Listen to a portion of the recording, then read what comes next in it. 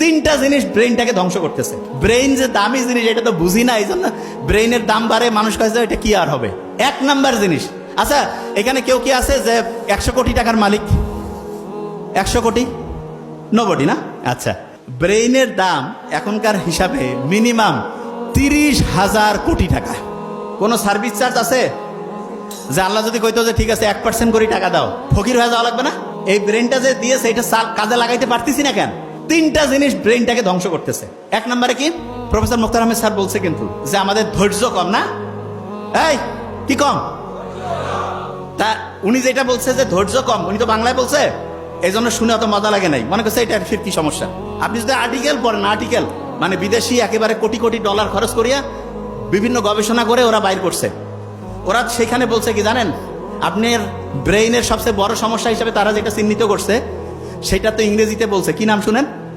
Attention deficit hyper activity disorder. ওরে বাবা, এত বড় রোগ!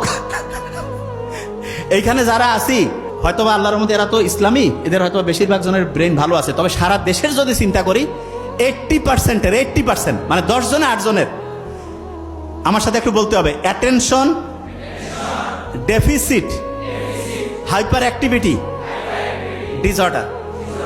এইটাকেই বাংলায় বলে কি? ধৈর্যের অভাব। এবং আপনি যদি ডাক্তারের কাছে যান, যদি আপনার এটা লিখে দেয় ADHD, কবে যে আপনার বিশাল বড় সমস্যা। যে কি ব্যাপার, যে এটা ট্রিটমেন্ট আমাদের কাছে আছে। কি ট্রিটমেন্ট দিবে শুনেন?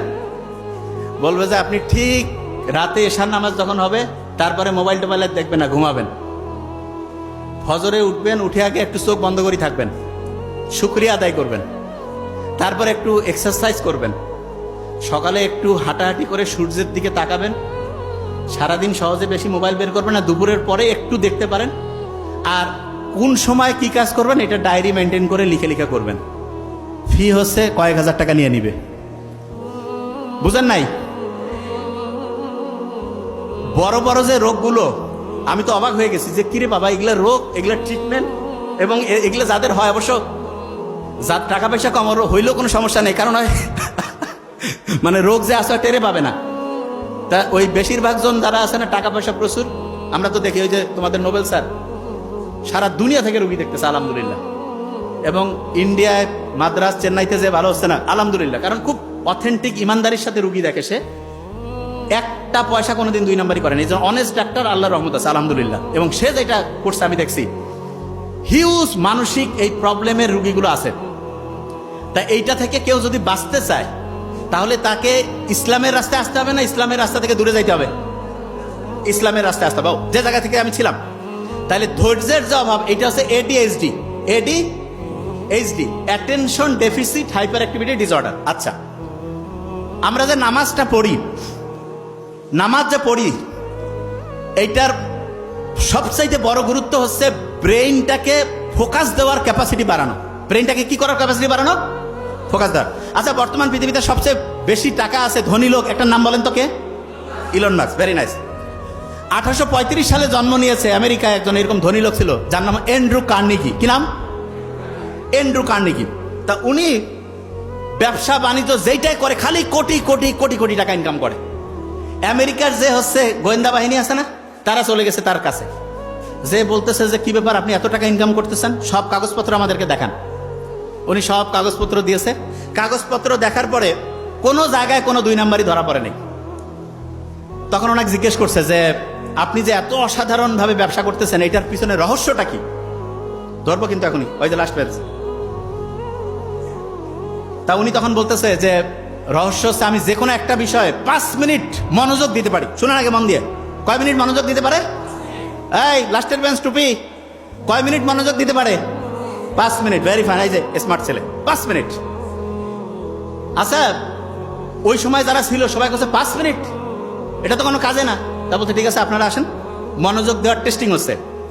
যারা ওই সময় আমেরিকার বড় বড় প্রতিষ্ঠানে, ওই সময় মোবাইল টোবাইল তো ছিল না, ব্রেন ভালো ছিল, চেষ্টা করছে, তারা 1.5 থেকে 2 মিনিট পরিমাণ একটা বিষয়ে মনোযোগ দিতে পারছে।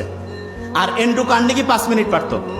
আমরা যারা মুসলমান, তারা যদি মন দিয়ে নামাজ পড়ি, দৈনিক যত রাকাত নামাজ পড়ি, এটা যদি মন দিয়ে পড়ি, তাহলে আমাদের মনোযোগ দেওয়ার যে ক্যাপাসিটি, এটা অ্যান্ড্রু কার্নেগির চেয়ে বেশি হবে না কম হবে?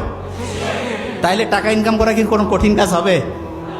অনেকে টাকার পিছনে দৌড়ায়, জীবনে টাকার পিছনে দৌড়ে টাকা পাওয়া যায় না, কারণ দুনিয়ার নিয়ম আছে যেটার পিছনে দৌড়াবা সেটা তুমি পাবা না।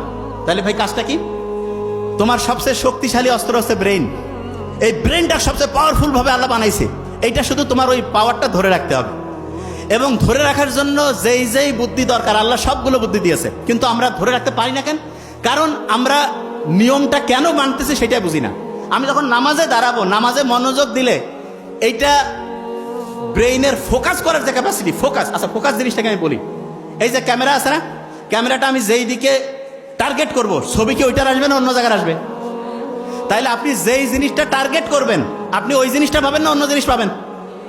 আচ্ছা আপনি যদি টার্গেট করেন যে আমি আমার ব্রেনটাকে ঠিকভাবে ভালোভাবে কাজে লাগাবো এবং এইটাকে কাজে লাগিয়ে আমি আমার জীবনে অসাধারণ কিছু করব, তাইলে আপনি এটা পারবেন কি পারবেন না? পারার জন্য নামাজটা 5 ওয়াক্ত যখন পড়বো তখন তো শুকরিয়া আদায় করবোই, তার সাথে এটাও চিন্তা করব যে আমার অ্যাটেনশন দেওয়ার, ফোকাস দেওয়ার যে ক্যাপাসিটি সেটা বাড়তেছে। ক্লিয়ার?